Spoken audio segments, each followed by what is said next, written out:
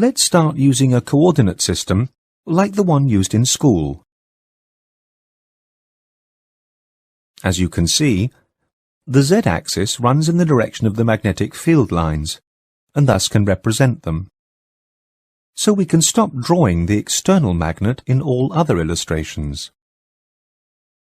From here on, we will also illustrate the protons as vectors, as little arrows. Maybe you can remember, a vector represents a certain force, by its size, that acts in a certain direction of the arrow. The force that is represented by vectors in our illustrations is the magnetic force. Now, let's look at this illustration. Here we have 9 protons pointing up, precessing parallel to the external magnetic field lines, and 5 protons pointing down, precessing anti-parallel to the external magnetic field. In order to simplify this demonstration, let us stop the animation. What we see in the figure is just a picture taken at a specific point in time. A picture taken just a little later shows the protons in different positions because they precess. The precession actually goes very fast. The precession frequency for hydrogen protons is somewhere around 42 MHz in a magnetic field strength of 1 Tesla. This means that the protons precess around the ice cream cone more than 42 million times per second. Now there are millions and millions of protons in your body precessing this fast. It's easy to imagine that at a certain moment there may be one proton, A in the illustration, pointing in one direction, and another proton, A1, pointing exactly in the opposite direction. The result is very important. The magnetic forces in the opposing directions cancel each other out,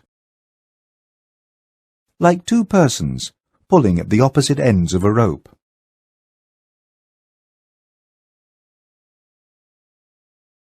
Finally, for every proton pointing down, there is one pointing up, cancelling its magnetic effect.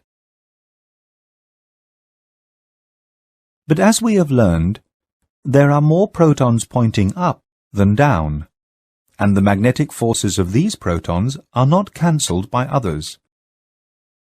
So we are left in effect with some protons, 4 in our example, pointing up.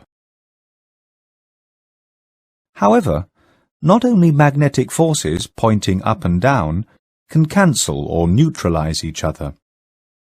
As the protons that are pointing up precess, there may be one pointing to the right, while another one is pointing to the left.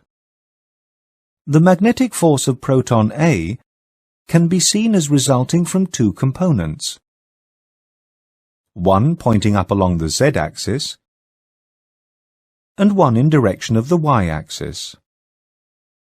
The magnetic force of proton A1 also has a component along the y-axis, but in the opposite direction. Thus, the component of A along the y-axis is cancelled out by A1. The same holds true for other protons.